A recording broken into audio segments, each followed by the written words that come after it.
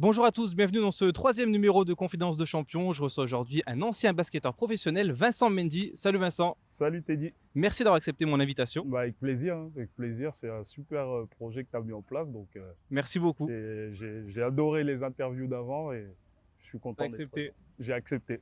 La petite particularité de Confidence de Champion, c'est que c'est l'invité qui choisit l'endroit de l'interview. Du coup, est-ce que tu peux nous expliquer un petit peu où on est aujourd'hui et pourquoi tu as choisi cet endroit? Bah, j'ai choisi cet endroit parce que bah, j'habite déjà à Cessiné et la beauté aussi du coin avec cette fresque est magnifique. Et je viens souvent aussi avec mes enfants pour jouer au basket, entraîner aussi des enfants que j'entraîne dans le travail individuel. Donc, c'est un endroit qui me parle beaucoup. Du coup, tes enfants, des futurs basketteurs alors?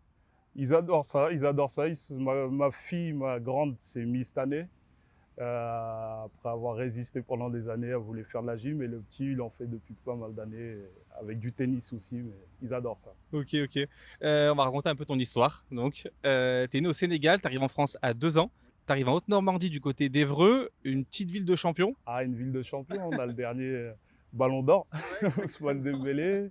Et pas mal de sportifs actuels comme Upamecano aussi qui est d'Evreux, d'anciens, Mandanda, un autre champion du monde, avec qui j'ai joué d'ailleurs, petite anecdote, quand je jouais gamin au foot, donc j'ai joué avec Mandanda un petit peu, et Mathieu Bonnemer, un ami d'enfance aussi. Que des footeux et c'est pour ça que tu commences même par le foot d'ailleurs, tu commences pas C'est par le ça. basket, c'est ça? C'est ça.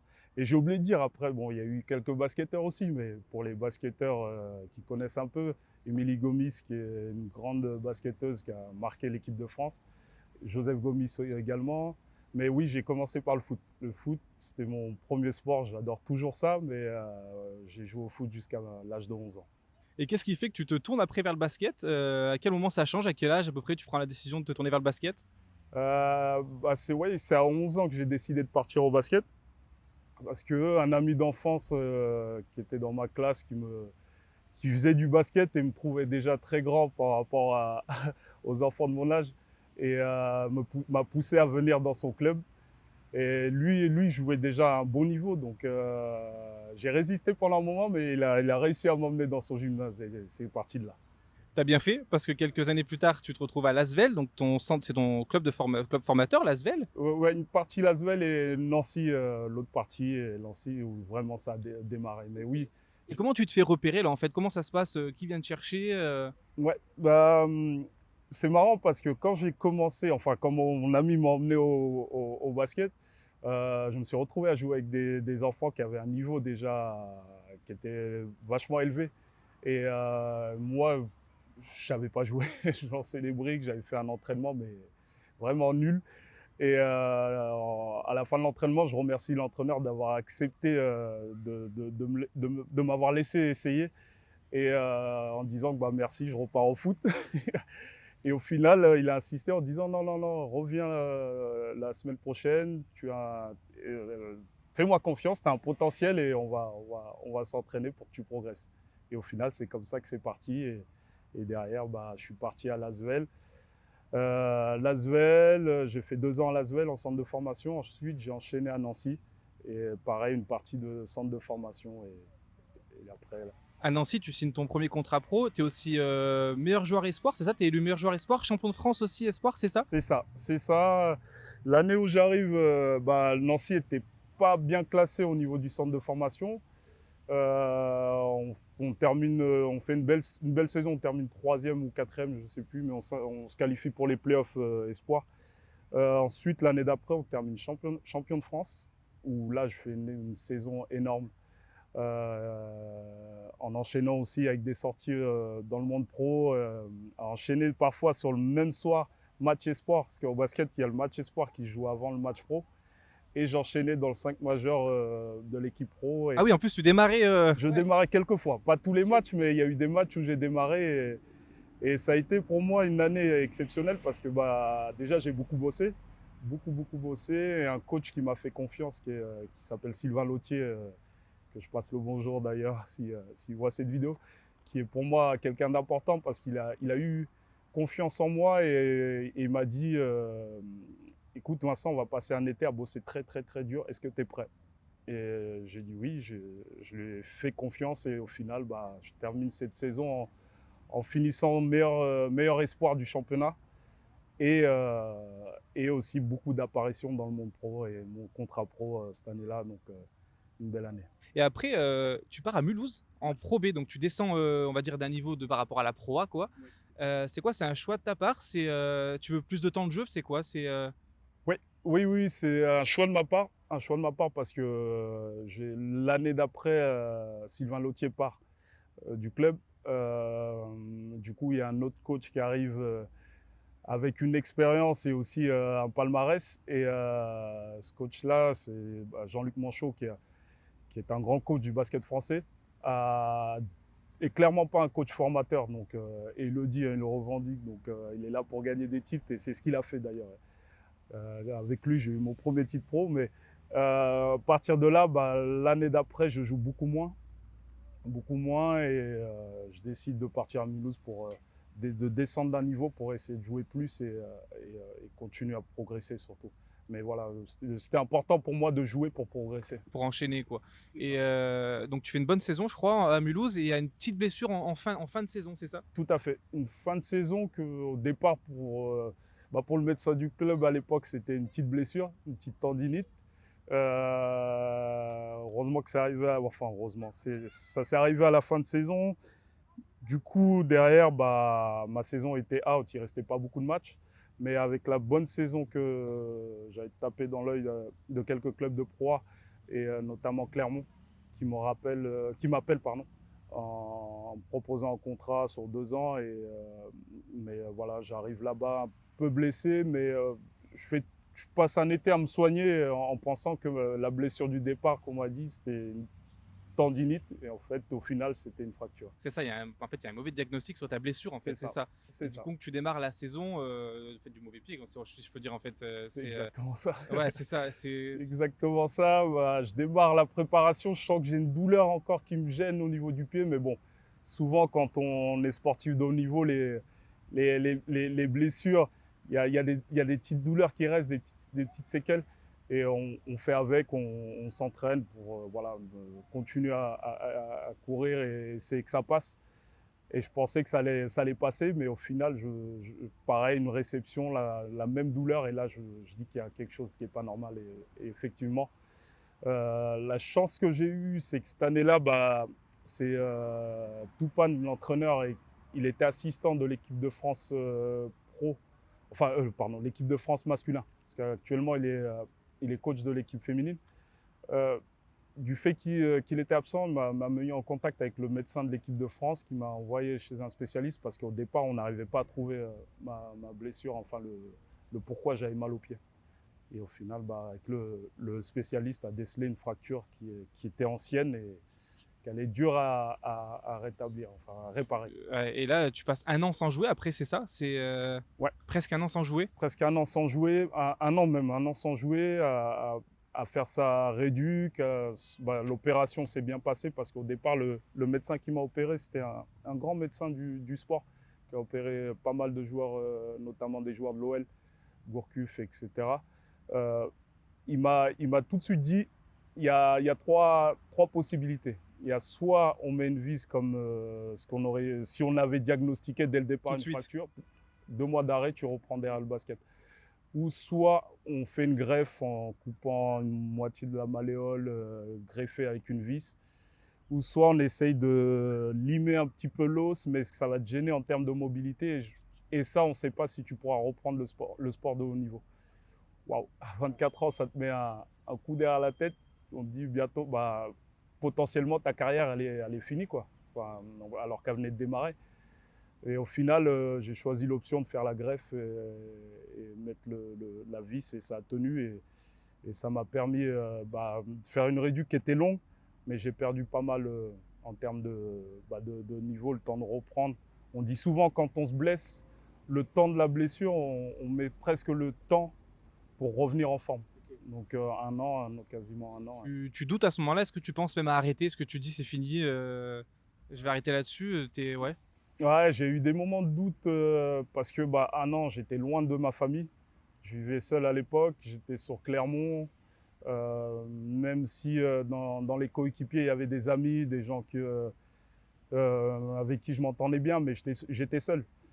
Et quand on est blessé et qu'on voit les autres jouer, aller faire les matchs, et toi être en civil, en béquille, partir dans les montagnes pour la rééducation, être seul, même si ma famille venait de temps en temps, mais c'était pas pareil. Et oui, j'ai eu des moments j'étais pas bien, vraiment clairement pas bien. Et après, quand tu reviens, tu vois que t'es pas au niveau d'avant. Même si dans la tête, on se dit, tout l'été, je vais bosser dur pour revenir. Du coup, tu pars là-dessus, en fait, c'est là que tu pars et après tu fais une Ouais. pige à Nanterre? Je suis resté que 2 mois. D'accord. Ah Un ouais. mois, ou un mois, un mois, ouais. Et après, tu vas au Maroc, Ouais, le WAC de Casablanca. c'est ça. Comment ça se passe? Bah ouais, ça a été. Mon agent, voilà, m'appelle, me dit, écoute, j'ai eu quelques propositions en France où c'était plus sur des piges, c'est-à-dire remplacer des joueurs sur un court temps. Et, euh, et là, on me proposait de partir au Maroc, de finir la demi-saison qui restait, c'est-à-dire de janvier à juin, pour un club qui était un club qui est le gros club du Maroc, enfin l'un des gros clubs. Omnisport au foot d'ailleurs, c'est le gros club. Raja, Wydad, c'est vraiment les gros clubs du Maroc.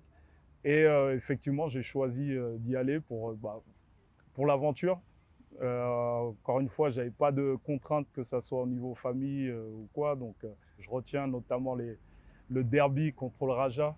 C'était pour moi l'une des plus grosses ambiances que j'ai vécues en tant que joueur.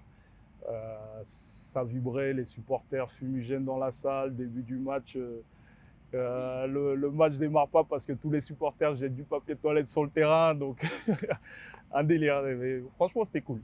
Après, donc tu reviens en France. Après, c'est National 1, National 2, National 3. Tu tournes dans ces niveaux-là. Donc, tu sors un peu du circuit pro, on va dire, pro A, pro B. J'avais quoi, 31.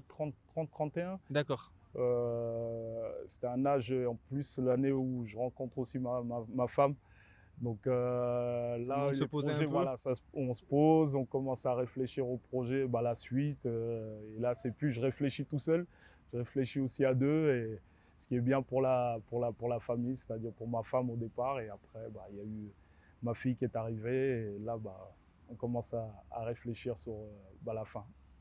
On va parler un peu aspect mental maintenant. Ouais. Quel type de joueur tu étais avant les matchs, dans la préparation des matchs? Est-ce que tu étais un joueur stressé? Est-ce que tu te faisais 15 fois le match dans ta tête?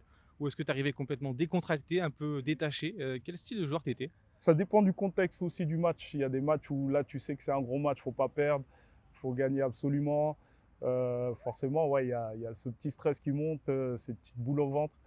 Après, j'essayais aussi de déconnecter, de ne pas me mettre une pression en me mettant de la musique pour essayer de penser à autre chose.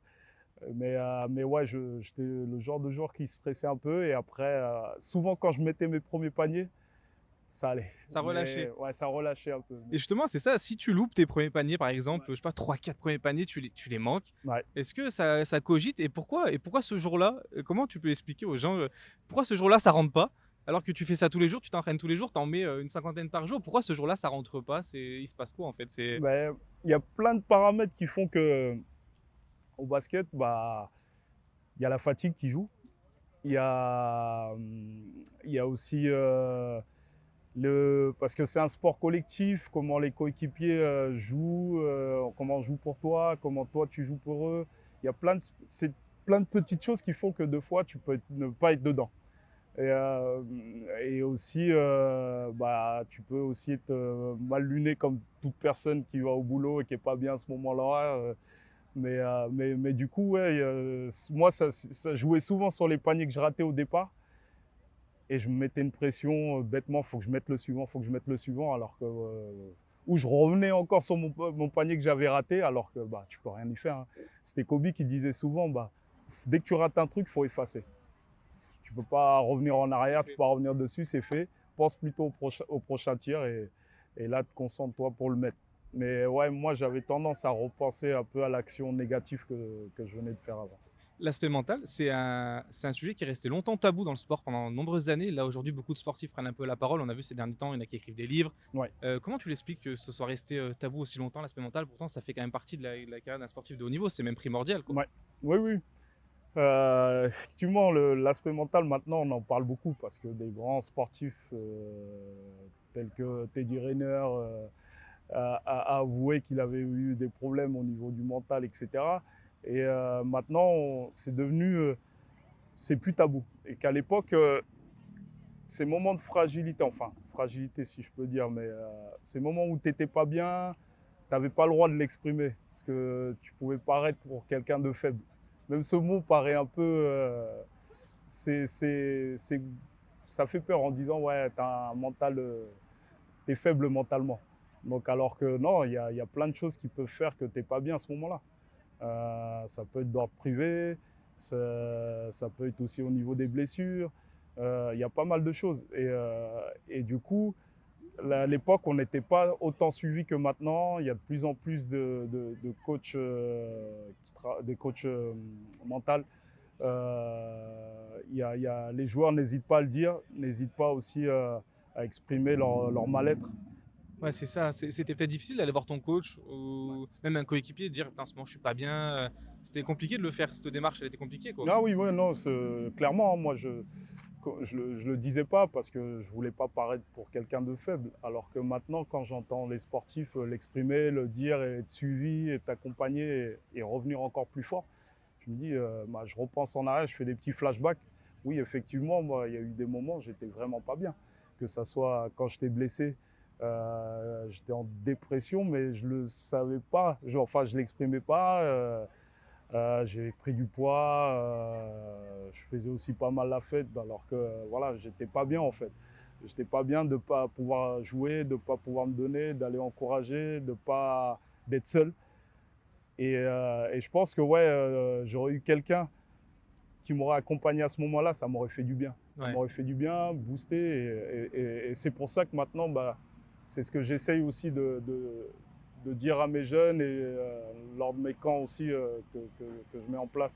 Je fais intervenir un coach mental pour échanger avec les jeunes parce que c'est important que ça soit même pas que sur le monde, pas que sur le sport, mais ça peut être aussi important sur la vie de tous les jours, aller aux examens, un entretien, ça peut aider. Moi, ce qui m'a surpris quand j'ai discuté un peu avec toi, c'est le nombre de clubs que tu as fait, les contrats très courts, d'1 ou 2 ans. Je trouve qu'il y a une instabilité quand même énorme et c'est voilà et c'est vous n'avez pas, les salaires de NBA, non plus. Je veux dire, donc il y a quand même une instabilité, tu vis de ta passion, Ouais. mais tu as toujours cette pression, cette épée Damoclès qui te dit: «Demain, tout peut s'arrêter du jour au lendemain», quoi et ça doit quand même être dur à vivre. Ouais, c'est des salaires qui ne te permettent pas de dire demain j'arrête, je suis bien. Et bah, tu vas me dire, même dans d'autres sports, hein, au foot, tu gagnes bien ta vie. Si ça s'arrête et que tu vis comme un milliardaire et derrière, tu peux plus suivre le rythme, tu as des dettes derrière, bah, c'est pareil. Mais oui, Il faut il rappeler faut, il que faut. même si ça se passe bien, ça s'arrête à 35 ans, quoi, à peu près, C'est hein, ça, donc c'est ça. C'est pas des contrats à durée indéterminée. Donc ouais, du jour au lendemain, le robinet peut s'arrêter. Et c'est pour ça que maintenant, bah, beaucoup de joueurs sont accompagnés aussi, que ce soit sur l'aspect financier. On a parlé tout à l'heure de l'aspect mental, mais l'aspect financier aussi est important. Moi, ça commençait un petit peu. J'ai même bossé avec certains agents qui me guidaient un peu sur là où placer mon argent. mais là justement, pour faire confiance là, Ouais. parce qu'on voit des trucs des fois, des joueurs, j'ai vu des anciens joueurs de foot, hein, professionnels qui ont tout perdu par des agents justement. Pour faire confiance, c'est quoi? C'est des connaissances? C'est, comment tu fais là? Tu ouais, c'est Bah, c'est dur. C'est dur de. Enfin, moi contrairement à certains joueurs, certains coéquipiers qui ont pu avoir un accompagnement, que ce soit au niveau famille, donc la confiance, elle est un peu plus assurée. Moi, ma famille connaissait pas ce milieu-là, donc elle ne pouvait pas trop me guider, me dire attention, là, là, là, là, là, au contraire. Mais, et à la fois, quand tu es dans un milieu comme ça, on a certes beaucoup de gens qui te tournent autour. Tu as des amis, quand tout va bien, ils sont là. Et je l'ai vu, hein, quand j'étais pas bien, il y en a plein que je voyais plus, hein, disparu. et disparu. Et d'autres gens qui te promettent certaines choses en disant bah, viens avec moi, je vais tout faire pour que tu sois tranquille dans ta tête, t'aider au niveau financier là où tu dois placer ton argent, comme ça tu te concentres que sur le terrain. Et oui, oui, j'ai eu la chance de ne pas de pas me faire avoir, contrairement à certains amis avec qui on a pu échanger ou qui sont retrouvés à être endettés parce que c'était des mauvais placements ou tout simplement on leur a vidé un peu leur compte en banque, quoi. Je reviens sur ta carrière un petit peu. On va parler des bons moments. Si tu dois retenir un seul moment, je te dis d'en retenir qu'un, un match, un moment, je sais pas, un panier, une expérience, une saison, Ah, c'est dur. tu choisis quel moment? Ouais, c'est difficile parce que il y a eu pas mal de bons moments. Bah, je dirais l'année où mon seul titre professionnel. Et après, il y a aussi l'année espoir où je fais ma grosse saison, je termine MVP. Ah ouais. Ah, il y a pas mal de moments, mais ouais, si je dois en retenir qu'un, je dirais mon titre qui était qui est la Leaders Cup maintenant. On appelait ça la Semaine des As à l'époque et c'est mon seul titre professionnel. Et qu'est-ce qui te rend le plus fier dans ton parcours? Tu as ton histoire, tu regardes un peu ce que tu as fait, qu'est-ce qui te rend le plus fier? Ah, le plus fier, c'est d'avoir fait autant d'années dans le monde professionnel, surtout d'être sorti d'une blessure où on te dit presque fini pour toi le basket à haut niveau et de pouvoir faire 15 années pro, semi-pro. C'est pour moi, ouais, je suis fier de ce parcours-là. Ouais, je suis content de mon parcours, aucun regret.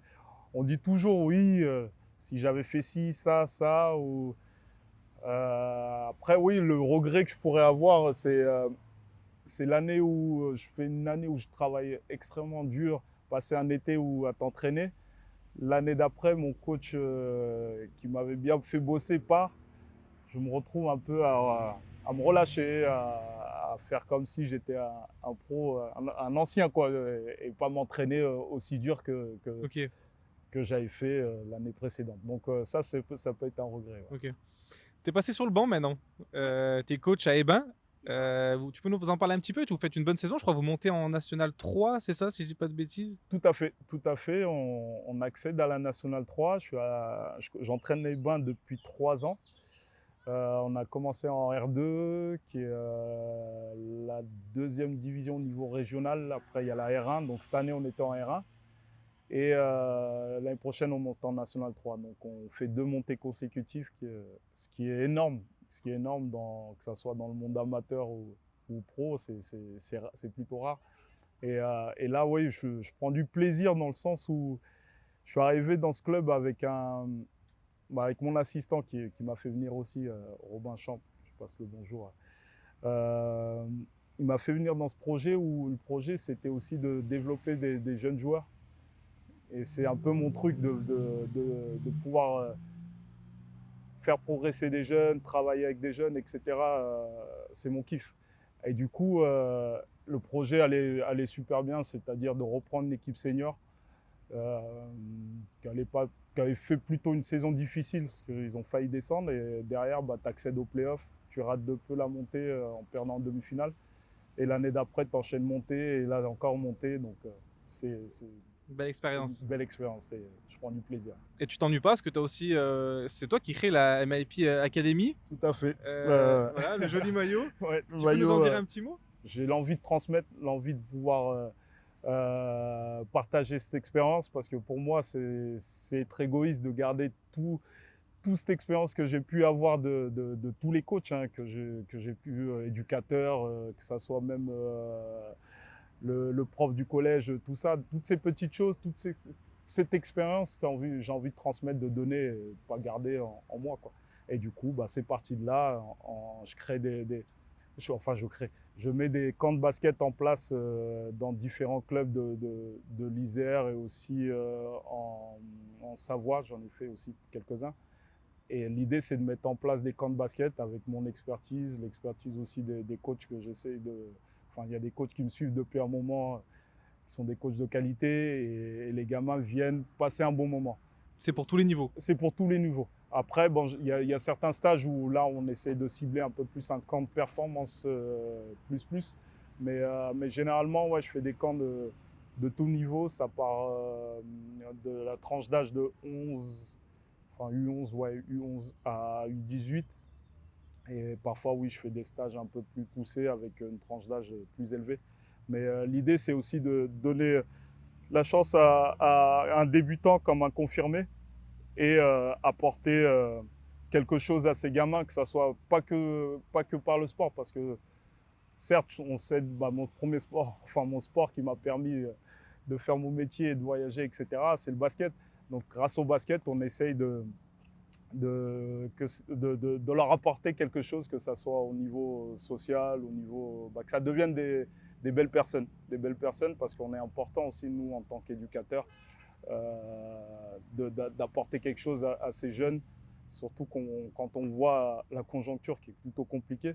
C'est important qu'on mette un cadre, qu'on apprenne certaines choses et qu'on donne aussi des petits outils, des petits trucs à notre jeunesse. Et ce sera ma dernière question. Ouais. Si tu avais Déjà, Vincent Mendy, c'est passé vite là, je suis bien. c'est passé vite. C'est vrai Ouais. que là, on peut parler encore Non, là, deux on heures, est hein, bien, franchement. ouais, c'est clair, hein, moi, je suis devenu une pipelette comparé Ah à ouais, avant. c'est vrai. Si tu avais donc Vincent Mendy, Ouais, âgé de 15 ans, en face ouais. de toi, qu'est-ce que tu lui dirais? Vincent, enfin, écoute, continue à t'éclater, continue à prendre du plaisir dans ce que tu fais. À 15 ans, ouais, je commençais vraiment à kiffer le basket, et notamment avec ma bande de potes d'Évreux. On était inséparables. On passait des. Ça, c'est des anecdotes, c'est super. On finissait notre entraînement. On passait des heures dans le vestiaire, sous la douche, à discuter, à rigoler. Tous ces moments-là, je dirais, continue à t'éclater, parce que c'est des souvenirs énormes. Profite. Et profite. Et moi, c'est pour ça que j'aime tant ce sport, j'aime tant le basket, parce que ça m'a ouvert, ça m'a permis de faire pas mal de choses. Il y a le monde du cinéma aussi qui m'a. J'ai atterri dans un film de Luc Besson C'est fou en ça. tant que, ouais, grâce au basket, en tant que guerrier Maasai. Donc c'est pour ça que voilà, je dirais, Vincent, à 15 ans, profite, et tu verras là où ça te mène. Mais si ça te mène à un niveau pro, tu regretteras pas. Merci beaucoup, Vincent. Merci à toi, Teddy. Bravo pour ce que tu fais, parce que Merci. c'est bien de. Ça montre aussi à certains que j'ai eu quand même une petite carrière pro, Bah, et bien sûr, carrément. de remettre ça dans les réseaux, c'est cool. C'est vraiment cool de ta Merci, part. merci beaucoup, Vincent. Merci Merci. beaucoup. Et nous, on se retrouve très vite pour un prochain épisode de Confidence de Champion. Ciao!